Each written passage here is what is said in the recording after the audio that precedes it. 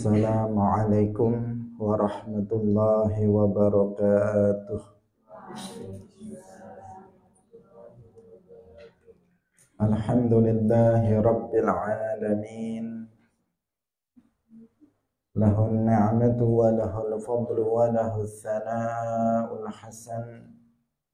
Wassalawatullahil barrir rahim wal malaikatil muqarrabin ala sayyidina wa maulana Muhammadin wa ala alihi wa ashabihi at-tayyibin at-tahirin.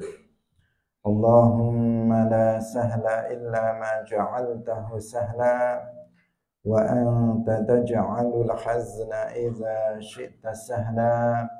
Allahumma arzuqna al-ikhlasa fil niyyati wal qawli wal amal wa ba'du.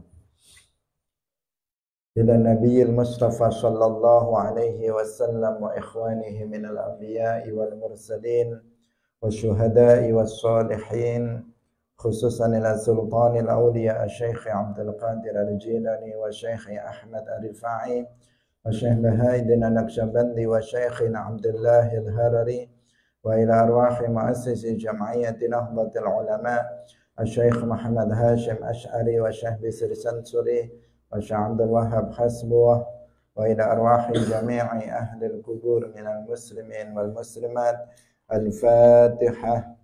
A'udzu billahi minasy syaithanir rajim. Bismillahirrahmanirrahim. Alhamdulillahi rabbil alamin. Ar-Rahmanir Rahim. Maliki yaumiddin. Iyyaka na'budu wa iyyaka nasta'in. Ihdinas siratal mustaqim. Siratal ladzina an'amta 'alaihim ghairil maghdubi 'alaihim waladdallin. Amin. Hadirin hadirat kaum muslimin muslimat pemirsa Madi TV rahimakumullah. Alhamdulillah, mari kita bersyukur kepada Allah Subhanahu wa taala pagi hari ini. Allah Subhanahu wa taala kembali mempertemukan kita dalam majelis ilmu, dalam pengajian kitab Bulughul Maram min Adillatil Ahkam. Semoga Allah Subhanahu wa taala memberkahi majelis kita ini dan setiap kita yang hadir dalam majelis ini diberikan pemahaman yang benar. Amin ya rabbal alamin. Salawat dan salam semoga tetap terlimpahkan kepada Nabi Agung Nabi Muhammad sallallahu alaihi wasallam, para sahabatnya, keluarganya, serta seluruh umat Islam yang mengikuti beliau ila yaumil qiyamah. Babul Qasmi. Mari kita ikhlaskan niat kita lillahi ta'ala. Qala al-muallif rahimahullahu ta'ala, babul qasmi utawi iki iku bab nerangaken qasem. Qasem artinya gilir.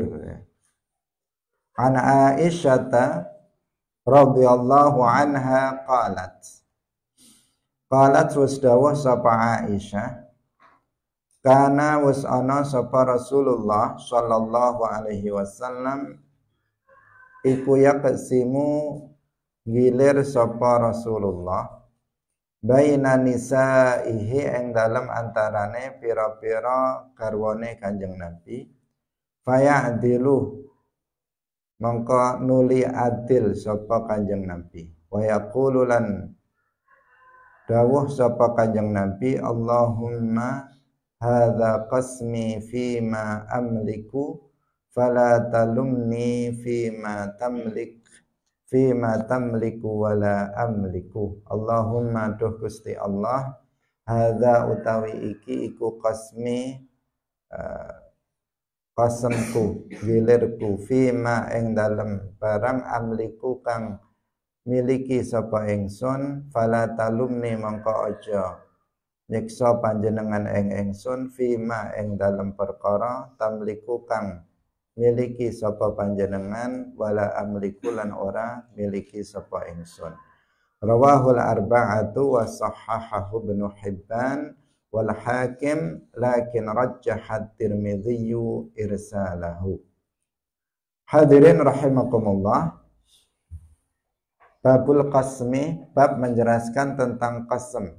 Qasam berbeda dengan qasam. Kalau qasam itu artinya adalah sumpah. Qasam itu bersumpah.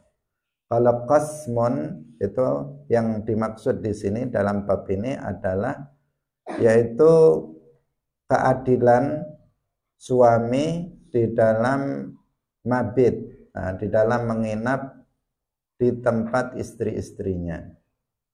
Jadi adil atau sama, taswiyah, persamaan di dalam menginapnya di tempat istri-istrinya. Jadi bab ini berarti khusus, bukan khusus, atau bab ini adalah bagi seorang laki-laki yang memiliki istri lebih dari satu. Artinya bukan bab dikhususkan untuk mereka, tetapi untuk diamalkan oleh mereka yang berpoligami, yang memiliki istri lebih dari satu. Karena kalau cuma satu, ya nggak ada pembagian, cuman satu saja di satu tempat. Kalau istrinya 2, 3, atau 4, maka seorang laki-laki harus adil dalam mabit. Mabit itu dalam hal dia bertempat tinggal atau bermalam itu harus sama. Kalau misalnya di istri pertama itu 1 malam, maka istri kedua, ketiga, keempat juga 1 malam. Kalau di istri pertama itu 2 malam, maka istri kedua, 3, 4 juga 2 malam. Jika di istri pertama itu 3 malam, maka di istri kedua 3, 4, 5. 4 itu juga 3 malam. Kelewat sampean. Kemudian kalau di istri pertama 4 malam, maka yang lain juga 4 malam. Begitu seterusnya. Jadi harus adil, harus sama. Nggak boleh misalnya istri pertama 3 malam, istri yang lain 1 malam misalnya. Tidak boleh, itu namanya tidak adil. Dia akan berdosa jika dia melakukan hal yang seperti itu, karena itu bagian dari kezaliman. Jadi keadilan bagi laki-laki yang berpoligami itu adalah dalam hal qasam ini, dan juga atau mabit atau qasam, dan dalam hal nafkah al-wajibah. Ini yang diwajibkan untuk adil. Sebagaimana disebutkan di dalam Al-Qur'an, fankihu ma taba lakum minan nisa'i masna wa thulatha wa ruba' fa in khiftum alla ta'dilu fawahidah. Jika kalian takut untuk tidak bisa berbuat adil, maka 1 saja. Artinya di sini ada syarat atau ada kewajiban bagi seorang laki-laki yang berpoligami, menikah lebih dari 1, untuk bisa berbuat adil. Nah, adil terhadap istri itu dalam hal apa? Yaitu dalam hal mabit atau qasam ini, dan juga di dalam masalah an-nafaqah al-wajibah. Dalam hal bermalamnya pada istri-istrinya harus sama. Kalau dalam hal caranya bagaimana samanya, itu tergantung kesepakatan. Bisa sehari, atau misalnya 2 hari, atau 3 hari, atau seminggu misalnya, tergantung kesepakatan. Kalau misalnya rumahnya berdekatan, bisa jadi 1 malam di sini, nanti 1 malam di sana, 1 malam di sana. Kalau rumahnya berjauhan misalnya, berjauhan sehingga menempuh jarak yang waktu yang lama, misalnya yang 1 di Jawa Timur, yang 1 di Jawa Tengah, yang 1 di Jakarta misalnya. Nah, bisa jadi sebulan-sebulan. sebulan berdasarkan kesepakatan. Di Jawa Timur 1 bulan, di Jawa Tengah 1 bulan, misalnya di Jawa Barat sebulan, di Jakarta sebulan misalnya. Bisa jadi seperti itu, atau kesepakatan misalnya di sini seminggu, di sana seminggu. Yang penting harus sama antara satu istri dengan istri yang lainnya. Itu namanya qasam.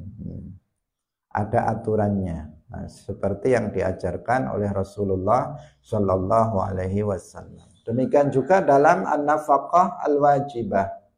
Dalam nafkah biaya hidup yang wajib hukumnya yaitu tentang kebutuhan pokok makan atau misalnya minum, kemudian tempat tinggal, itu juga harus sama antara istri-istrinya.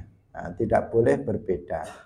Tetapi dalam nafkah yang zaidah, nafkah tambahan, yang itu bukan merupakan kewajiban, bukan kebutuhan primer, bukan kebutuhan pokok dari si istri tersebut, misalnya memberikan hadiah perhiasan atau misalnya memberikan tambahan perlengkapan di rumah, tambahan baju misalnya, atau tambahan berupa kulkas, tambahan TV dan sebagainya, itu sifatnya tambahan sehingga tidak harus sama antara satu istri dengan istri yang lainnya. Misalnya istri yang pertama dikasih TV 14 in misalnya, hitam putih lagi misalnya. Kemudian yang kedua dikasih TV yang lebih besar 20 in misalnya, lebih besar lagi. Kemudian yang satu lebih besar TV-nya 24 in misalnya, atau yang layar lebar misalnya. Itu apa? Itu tidak wajib, hukumnya adilnya sama, memberikannya dalam bentuk sama itu tidak wajib. Yang harus sama itu adalah dalam nafkah wajibah. Dalam 2 hal itu. Nanti akan kita jelaskan lebih detail berkaitan dengan hadis yang akan kita bahas. Hadis yang pertama diriwayatkan dari Sayyidah Aisyah radhiyallahu anha. Beliau berkata, Rasulullah Shallallahu Alaihi Wasallam itu membuat giliran di antara istri-istrinya. Kita tahu Nabi istrinya bukan hanya 1, bahkan lebih dari 4, dan ini adalah kekhususan untuk Nabi Muhammad Shallallahu Alaihi Wasallam, tidak berlaku bagi umatnya. Umatnya hanya boleh sampai 4 saja, sedangkan beliau lebih dari itu karena untuk tujuan dakwah. Faya'dilu, dan beliau melakukan itu dengan adil. Di antara istri-istrinya itu giliran bermalamnya beliau sama. Dan beliau mengatakan, Allahumma hadza qasmi fima amliku wa la talumni fima tamliku wa la amliku. Ya Allah, beliau sudah melakukan keadilan, sudah sama istri-istrinya dalam hal mabitnya sudah sama. Kemudian beliau berdoa kepada Allah, ya Allah, ini adalah qasmi, artinya ini yang bisa aku lakukan dalam hal adil dalam mabit di antara istri-istriku. Saya sudah melakukannya, misalnya ini sudah sama dalam hal mabitnya, ini yang bisa aku lakukan, maka jangan engkau siksa aku dengan sebab sesuatu yang engkau miliki yang tidak aku miliki. Artinya sesuatu yang Rasulullah tidak bisa berbuat atau menyamaratakan di antara istri-istrinya, itu jangan sampai dengan sebab itu engkau menyiksaku. Artinya apa? Artinya itu tidak berdosa. Seseorang dalam hal apa ini yang dimaksud yang Nabi tidak mampu untuk menyamaratakan di antara istri-istrinya, yaitu dalam hal al-mailu al-qalbi. Al-mailul qalbi dan jima' itu tidak bisa sama antara satu istri dengan istri yang lainnya.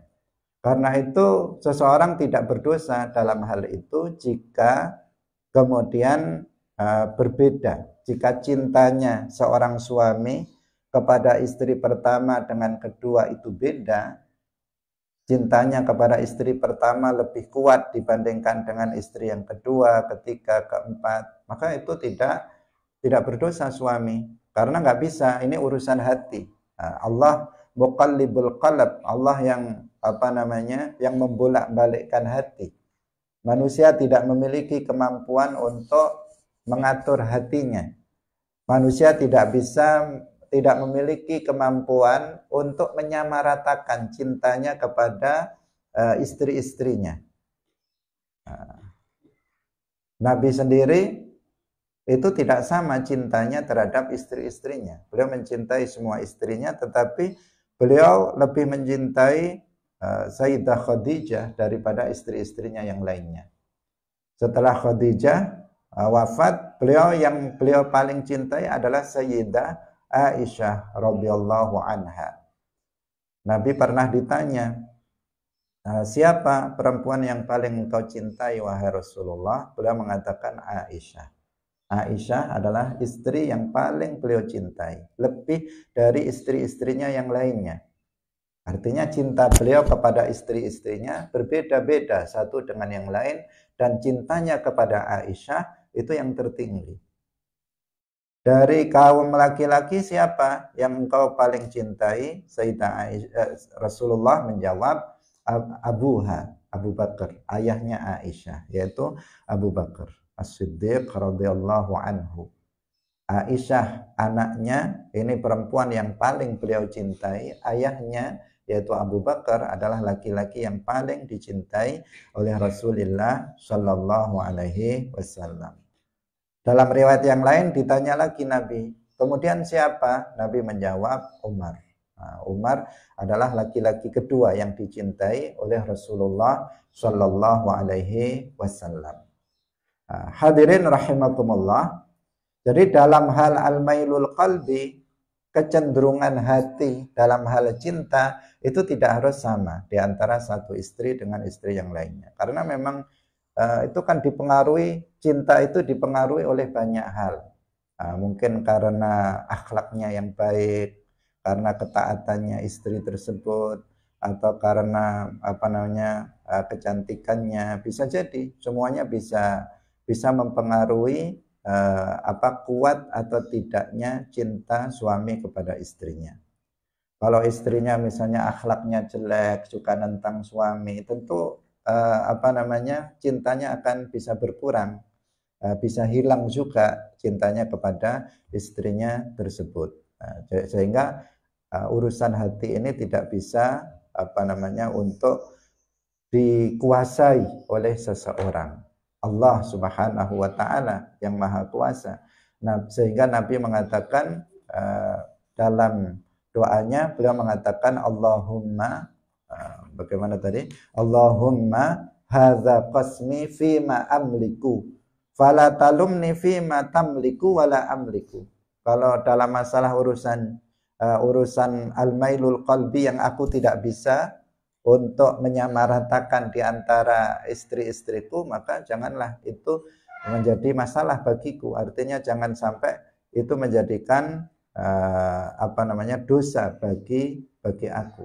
Nah, karena memang itu di luar kemampuan Rasulullah Shallallahu Alaihi Wasallam, apalagi laki-laki selain Rasulullah Shallallahu Alaihi Wasallam. Karena itu ya kalau para perempuan yang dipoligami atau yang diperistri oleh suaminya ada selain dia, ya dia juga harus menyadari dalam masalah itu, yaitu dalam masalah kecenderungan hati yang terkadang itu juga tampak dalam sikap, yang terkadang siapa yang lebih dicintai mungkin sering dikasih hadiah atau sering dikasih sesuatu yang itu di luar nafkah wajibah, yang itu juga harus disadari oleh istri yang lainnya. Nah, istri yang itu sering sekali dikasih hadiah, sementara yang dia enggak. Padahal memberikan hadiah bukan sebuah kewajiban bagi suami. Yang harus sama tadi adalah dalam hal nafkah wajibah. Yang satu itu sering dikasih hadiah, yang saya tidak pernah. Kemudian dia protes misalnya. Justru kalau dia protes, sering protes dan sebagainya, yang itu bukan kewajiban bagi suami untuk memberikannya untuk dia, nanti bisa berkurang cinta suami kepada dia. Harus paham, istri harus paham tentang masalah ini sehingga dia bisa bersabar, mana yang dia bisa mengetahui mana yang wajib diberikan suaminya kepadanya dan mana yang nggak wajib diberikan suami kepada dia. Kalau dia menyadarinya, maka semuanya akan tetap menjadi baik. Kita lanjutkan. Wa an Abi Hurairah radhiyallahu anhu anin Nabi sallallahu alaihi wasallam qala man utawi sapane wong iku kanat ana sapa kanat ana iku lahu ketuwe man imra'atani utawi bojo loro wadon loro fama lanuli condong sapa man ila ihdahuma maring salah sijine imra'atani tunal ukhra duduk kang weneh jaa mongko teka sapa wong yaumal qiyamati ing dalem dina kiamat wasyikuhu lan bagiane wong iku bagiane man iku mailun kang condong. Rawahul khamsatu wa sanaduhu sahih. Barang siapa yang memiliki dua istri, kemudian dia condong kepada salah satunya. Ini maksudnya dalam nafkah al-wajibah, bukan condong hatinya. Bukan kecondongan hati. Kalau tadi kecondongan hati sudah kita jelaskan, itu nggak masalah. Kalau kecondongan hati berbeda antara satu istri dengan istri yang lain, itu nggak masalah, tidak berdosa. Di sini yang dimaksud mala ila ihdahuma itu dalam hal nafkah atau dalam hal nafkah dan juga dalam mabit. Itu enggak sama. Dia ternyata yang satu nafkahnya lebih daripada yang lainnya. Maka dia berdosa dalam hal ini. Ya, jadi yang dimaksud di sini jaa yaumal qiyamati wa shiqquhu ma'il, artinya dia berdosa nanti pada pada hari kiamat dikatakan di situ wasyiquhu ma'il, artinya dia berhak untuk mendapatkan azab nanti di akhirat apabila dia berbuat zalim terhadap istri-istrinya dengan tidak sama di dalam memberikan nafkah dan mabitnya kepada para istrinya. Bukan yang dimaksud adalah al-mail al-qalbi. Dan inilah kalau yang seorang laki-laki tidak mampu untuk memberikan atau tidak mampu berbuat adil, sebagaimana disebutkan di dalam Al-Quran, itu adalah dalam masalah al-mailul qalbi, yaitu kecenderungan hati, cinta yang ada di dalam hati. Yaitu dalam firman Allah walang tastati'u an ta'dilu bainan nisa'i walau harastum. Disebutkan di dalam surat An-Nisa walang tastati'u an ta'dilu bainan nisa'i walau harastum. Walan tastati'u, kalian itu tidak akan pernah bisa untuk berbuat adil di antara istri-istrimu. Meskipun kalian berusaha keras, kalian tidak akan bisa untuk berbuat adil di antara istri-istri. Maksudnya apa? Dalam hal kecintaan di dalam hati, al-mahabbah al-qalbiyah, dalam masalah itu. Karena ada sebagian orang yang tidak memahami ayat ini sehingga dipahami bahwa dalam Islam itu nggak ada poligami, yaitu dengan menggabungkan antara dua ayat. Ayat yang pertama, fankihu ma taba lakum minan nisa'i masna wa thulatha wa ruba' fa in khiftum alla ta'dilu fawahidah. Di situ disebutkan fa in khiftum alla ta'dilu, apabila kalian takut untuk tidak bisa berbuat adil, maka menikah satu saja. Kemudian digabungkan dengan ayat berikutnya, walan tastati'u an ta'dilu bainan nisa, bahwa kalian itu tidak bisa berbuat adil. Maka kesimpulannya, ini pendapat sebagian orang, dan pendapat ini keliru ya, pendapat ini keliru. Kemudian kesimpulan mereka, syarat, dikatakan yang pertama, syarat seseorang untuk boleh menikah lebih dari satu, itu harus bisa berbuat adil. Itu kesimpulan ayat pertama. Kesimpulan ayat yang kedua, tidak ada satupun laki-laki yang bisa berbuat adil. Berarti kesimpulannya, nikah poligami itu tidak boleh, karena nggak ada satupun laki-laki yang bisa berbuat adil. Itu kesimpulan sebagian orang masa kini yang mereka menganggap bahwa poligami di dalam Islam itu tidak ada. Menggabungkan dua ayat dengan dimaknai keadilan dalam ayat yang pertama itu disamakan dengan keadilan pada ayat yang kedua. Padahal para ulama tafsir seluruhnya membedakan. Kalau di dalam ayat fa in khiftum alla ta'dilu fawahidah, adil di situ yang dimaksud adalah adil dalam nafkah wajibah dan dalam mabit. Itu. Sedangkan dalam ayat walan tastati'u an ta'dilu bainan nisa'i, dalam ayat yang ini adil yang dimaksud adalah dalam al-mahabbah al-qalbiyah, al-mailul qalbi, dalam hal cinta di dalam hati. Itu untuk yang kedua.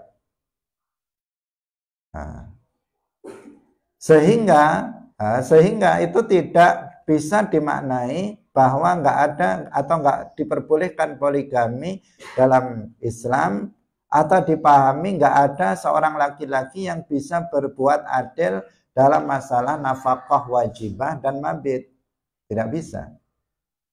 Karena faktanya, nyatanya Nabi berpoligami. Para sahabat banyak di antara mereka yang berpoligami. Banyak orang-orang soleh, para aulia juga yang berpoligami, yang menunjukkan bahwa mereka itu bisa berbuat adil dalam hal mabit dan juga an-nafaqah al-wajibah. Nah, sedangkan ayat yang menafikan keadilan dari seorang laki-laki, keadilan yang dimaksud adalah dalam mahabbah qalbiyah. Kalau masalah itu, Nabi sendiri pun beliau nggak bisa sama cintanya terhadap istri-istrinya, sehingga dalam hadis yang tadi beliau mengatakan Allahumma hadza qasmi fima amliku fala talumni fima tamliku wala amliku. Nah, itu kan sudah cocok. Sudah cocok. Jadi yang tidak dimampui oleh seorang laki-laki dalam berbuat adil itu adalah dalam al-mailul qalbi. Dan ini juga Nabi mengakuinya dalam hadis yang tadi kita sebut. Sedangkan dalam an-nafaqah al-wajibah dan al-mabit, maka banyak laki-laki yang bisa berbuat adil dalam masalah itu. Meskipun juga banyak juga laki-laki yang tidak bisa berbuat adil. Kita lanjutkan kembali. Wa an Anas radhiyallahu anhu qala minas sunnati iku setengah sangking sunnah, idza tazawwaja, sunnah Nabi, ajaran Nabi, idza tazawwaja tatkala nikah sapa rajul wong lanang al bikra ing perawan ala sayyibi ing atase rondo aqama mukim sapa rajul indaha ing dalem ngersane sayyib sabaan ing dalem 7 dina suma qasama nuli gilir sapa rajul wa idza tazawwaja ini bikr ya, aqama indaha ing dalam ngersane bikr summa qasama nuli gilir. Wa idza tazawwaja lan tatkalane nikah sapa rajul asayyiba ing rondo aqama mongko bermukim sapa rajul indaha ing dalam ngersane sayyib salasan ing dalam telung dino. Summa qasama nuli gilir sapa rajul. Muttafaqun alaihi wa lafdhu lil Bukhari. Diriwayatkan dari Anas radhiyallahu anhu bahwasanya beliau berkata, di antara sunnah yang diajarkan, ajaran yang diajarkan oleh Nabi adalah apabila seorang laki-laki menikahi seorang perawan gadis, bukan janda, bukan janda yang ditalak oleh suaminya atau tinggal mati oleh suaminya, maka jika perempuan itu adalah gadis, maka laki-laki itu tinggal bersama istri barunya itu 7 hari. Kemudian setelah itu baru membuat giliran. Apabila istri barunya itu adalah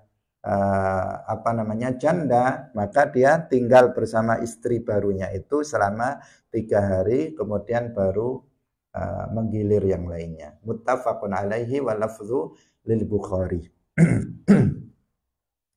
Hadirin rahimakumullah. Jadi ini tata cara qasam apabila seorang laki-laki punya istri baru. Jadi misalnya seorang laki-laki dia sudah punya istri, kemudian dia menikah dengan perempuan yang lain, yang kedua, atau yang ketiga, atau yang keempat. Maka dilihat di sini bagaimana dengan mabitnya. Yang dipertanyakan di sini adalah bagaimana dengan mabitnya. Apakah langsung pakai qasam atau bagaimana? Jawabannya enggak, tidak pakai qasam, karena namanya juga pengantin baru, dia butuh agak lama dengan suaminya, biar lebih akrab. Apalagi kalau dia masih gadis, biar lebih akrab dan lebih artinya dia lebih terbiasa dengan suaminya, maka dia memerlukan waktu yang lebih lama untuk bersama suaminya dibandingkan dengan apabila dia sudah janda. Tentu saja dia untuk dia istilahnya menyesuaikan dirinya, beradaptasi, itu nggak butuh waktu yang terlalu lama. Itu perbedaan antara gadis dengan yang sudah janda. Kalau sudah menjadi istrinya, tentu saja dia sudah bisa beradaptasi dengan suaminya. Maka di sini aturannya, kalau istri barunya itu adalah seorang gadis, maka 7 hari. 7 hari 7 malam dia bersama istri barunya itu. Istri lama sementara ditinggal dulu selama 7 hari ya, selama 7 hari 7 malam. Artinya mabitnya selama 7 hari bersama istri baru. Istri lama harus paham dan memaklumi karena memang ini aturannya begitu. 7 hari 7 malam itu mabitnya. Bukan harus 7 hari 7 malam di dalam rumah saja, enggak. Maksudnya kalau bermalamnya, tinggalnya itu adalah bersama istri yang baru. Kalau dia masih gadis, maka 7 hari 7 malam. Setelah itu baru digilir sesuai sama istri yang baru disamakan dengan istri-istri yang lainnya. Itu kalau gadis. Kalau istri barunya itu janda, maka waktunya cuma 3 hari. 3 hari, karena dianggap 3 hari ini sudah cukup untuk bisa beradaptasi. Setelah 3 hari baru kemudian digilir sama dengan yang lainnya dan tidak perlu diqadha untuk istri-istri yang lainnya. Bukan diqadha misalnya kamu kemarin di istri yang baru 7 hari, kamu di sini harus 7 hari juga, enggak. Tidak seperti itu. Nah, tetapi 7 hari ini adalah bonus untuk istri baru, ya. Untuk istri baru itu khusus kalau dia gadis 7 hari tambahan 7 hari, dan tidak perlu 7 hari diberikan untuk istri-istri yang lama. Enggak, nanti setelah 7 hari baru qasam normal yang sama antara semua istri. Kalau dia janda 3 hari, 3 hari ini apa? Untuk istri baru, khusus untuk istri baru. Kalau kemudian setelah 3 hari baru hitungannya qasamnya gilirannya itu sama. Nah, itu aturannya di dalam Islam. Nah, beda nanti apabila nanti dalam hadis yang berikutnya akan disebutkan, yaitu apabila misalnya dia janda tetapi dia masih ingin lebih dari 3 hari bersama suaminya. Nah, ini nanti akan ada qadha berdasarkan hadis yang akan kita baca berikutnya.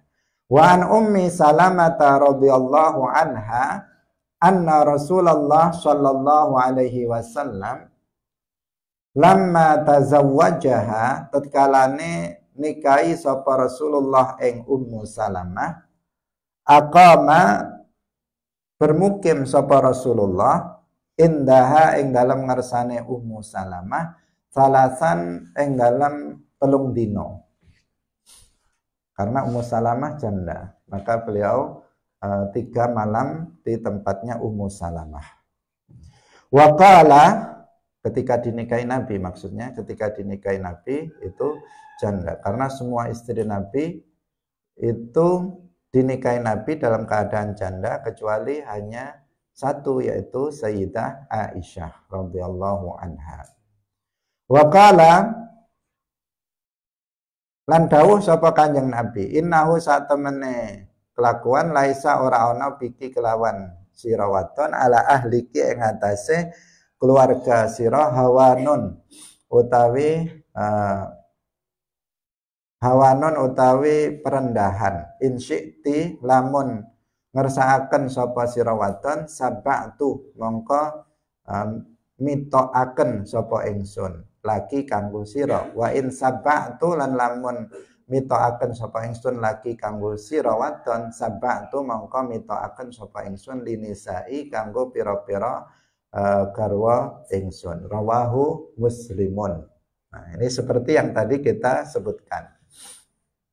Jadi diriwayatkan dalam hadis ini bahwa Nabi ketika menikahi Ummu Salamah, Nabi bermukim di Ummu Salamah, mabit di Ummu Salamah itu selama 3 hari. Setelah 3 hari itu terlihat Ummu Salamah ini kayak masih berat ditinggalkan oleh Nabi. Nah, seperti masih berat untuk ditinggalkan oleh Rasulullah Sallallahu alaihi wasallam, karena Nabi akan ke tempat istri-istrinya yang lainnya. Tapi terlihat Ummu Salamah keberatan kalau secepat itu ditinggalkan. Nah, ya itu resikonya ya, resikonya kalau istrinya cuma 1 ya ditunggu terus. Nah, tetapi istri Nabi bukan hanya 1. Nah, setelah 3 hari, seperti Ummu Salamah ini merasa berat akan ditinggalkan Nabi, sehingga Nabi mengetahuinya. Mengetahui hal itu, kemudian Nabi bertanya kepada Ummu Salamah. Yang intinya begini, jika kamu merasa berat, nggak apa-apa, dilanjutkan sampai 7 hari. Kamu boleh memilih. Saya akan di sini selama 7 hari. Tapi kalau selama 7 hari, nanti lebihannya dari 3 hari itu dikodok untuk yang lainnya. Artinya yang lain juga 7 hari jadinya. Tidak harus disamakan dengan yang Ummu Salamah. Bisa difahami ya. Kalau cuma 3 hari, maka yang lain nanti pembagiannya akan sama. Nggak perlu dikodok untuk yang lainnya. Paham kodok? Kayak sholat ya, kodok puasa. Kodok itu artinya kalau nanti misalnya, kan yang dia berhak kan 3 hari, karena dia janda pengantin baru, janda 3 hari bersama Nabi. Kalau dia nambah 4. Nah, berarti tambahannya itu nanti harus juga diberikan kepada istri yang lainnya. Itu maksudnya. Yang dimaksud qadha itu begitu. Yang 4 tambahan itu juga harus diberikan kepada istri yang lainnya agar adil. Karena kalau dia berhak 3, kemudian minta 7, kemudian yang lain tetap gilirannya nggak ditambah, yaitu namanya nggak adil. Nah, nggak adil karena yang yang berhak istri baru yang janda itu dia hanya berhak 3 hari secara berturut-turut. 3 hari itu mutawaliyah, berturut-turut. Itu yang dia berhak. Lebihannya dia nggak berhak karena hak dari istri yang lain. Tetapi karena dia masih pengantin baru ingin nambah, nggak masalah ditambah 7 hari. Tetapi nanti yang lebihannya itu harus dikodokkan kepada istri yang lain, juga harus ditambah sebagaimana istri yang pengetahuan juga penting, sekedar sebagai pengetahuan. Karena nggak tahu nasibnya seseorang itu, nggak tahu. Mana tahu di sini nanti ada yang menikah lebih dari 1, atau mana tahu nanti di antara santri putri ada yang dipoligami oleh suaminya. Meskipun rata-rata nggak mau kalau perempuan, tetapi mana tahu ternyata nasibnya seperti itu dan dia harus memahami tentang mana yang wajib bagi suaminya kepada dia dan mana yang itu bukan merupakan kewajiban suami dia kepada dia. Dia harus paham. Jangan sampai nanti nggak paham akhirnya apa? Terjadi kerusakan dalam keluarga.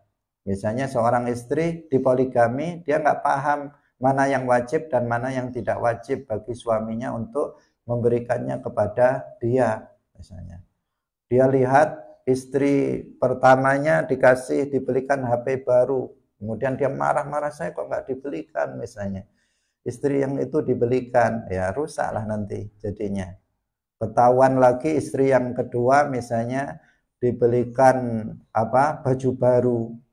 Kemudian dia marah-marah lagi, akhirnya berantakan kalau rumah tangganya. Karena dia nggak tahu, oh itu bonus, itu hadiah, itu nggak wajib diberikan kepada saya. Yang penting nafkah wajibahnya itu yang harus sama, dan seterusnya. Meskipun itu sesuatu hal yang sangat tidak mudah, sesuatu hal yang berat ya. Meskipun yang wajib itu hanya nafkah wajibah, tetapi hal yang tambahan jika berbeda itu pun bisa menyulut konflik di dalam rumah tangga di antara istri-istri yang lainnya. Nah, kalau betul-betul tidak solihah, tidak paham, atau betul-betul kalau tidak paham terhadap ilmu-ilmu agama, aturan syarak, maka jadinya akan kerusakan yang muncul, bukan kebaikan. Wa an Aisyata, hadis yang berikutnya, wa an Aisyah radhiyallahu anha anna Saudata binta Zam'ah wahabat. Anna Saudah ini juga salah satu istri Nabi. Anna Saudata saat temene Saudah binta Zam'ah iku wahabat aweh sapa Saudah bintu Zam'ah yaumaha ing dinane Saudah bintu Zam'ah li Aisyata kanggo Aisyah.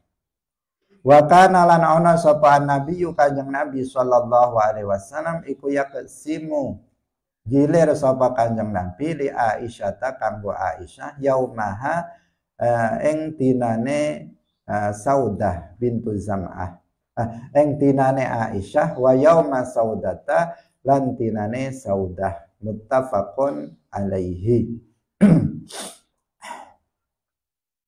Hadirin rahimakumullah, diriwayatkan dari Aisyah radhiyallahu anha bahwa Saudah bintu Zam'ah, istri Nabi, yang ketika dinikahi Nabi ini sudah tua. Saudah ini sudah tua.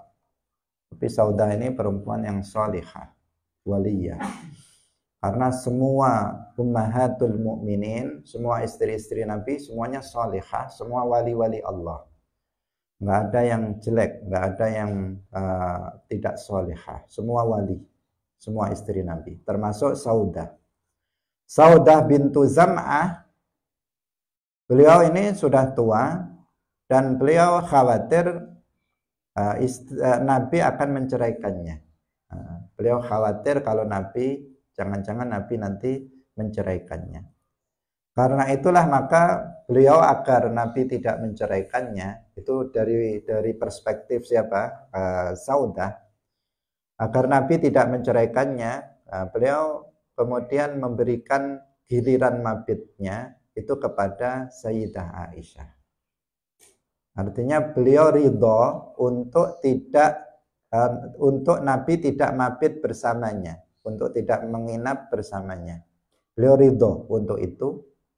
Dan dikasihkan giliran mabitnya kepada istri Nabi yang lainnya, yaitu Sayyidah Aisyah radhiyallahu anha.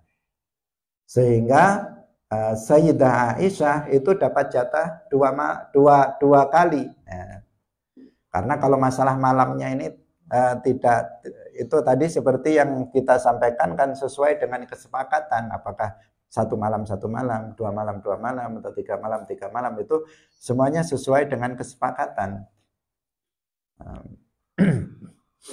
Ada di sini gilirannya Saudah diberikan, direlakan oleh Saudah untuk Sayyidah Aisyah, sehingga Nabi ke Aisyah jadinya 2 kali.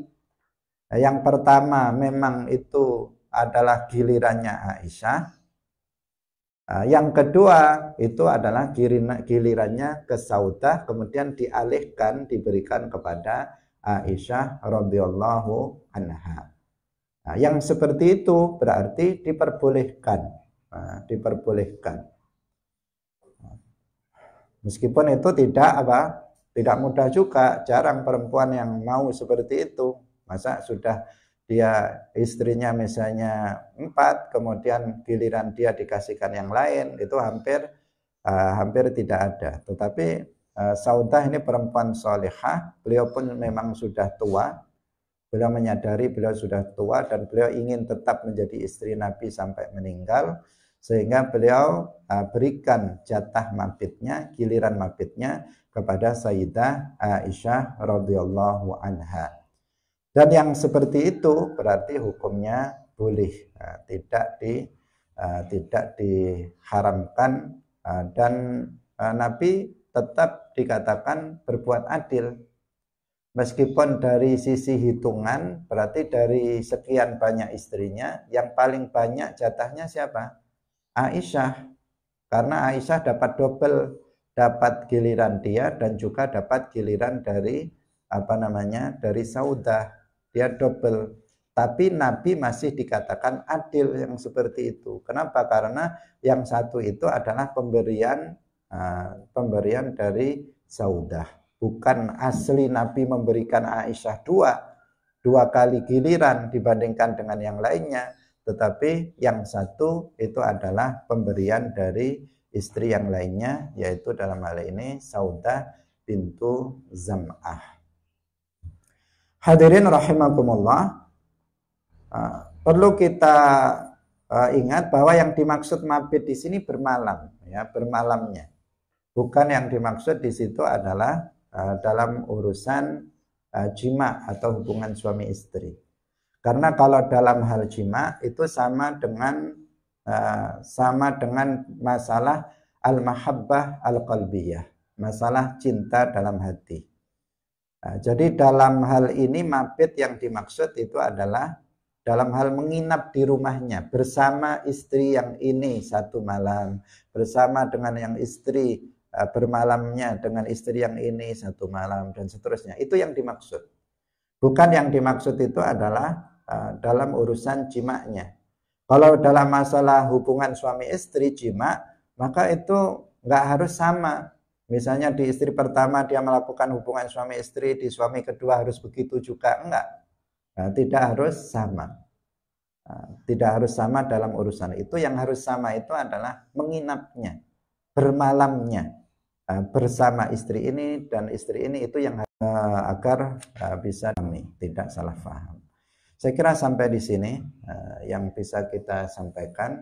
Mungkin suaranya masih berat ya. tidak bisa leluasa. Semoga bermanfaat. Barakallahu fikum wallahu muwaffiq ila aqwamit thoriq. Wassalamualaikum warahmatullahi wabarakatuh. La ilaha illallah. Allahumma salli ala sayyidina Muhammad wa ala alihi wa sahbihi wa sallim.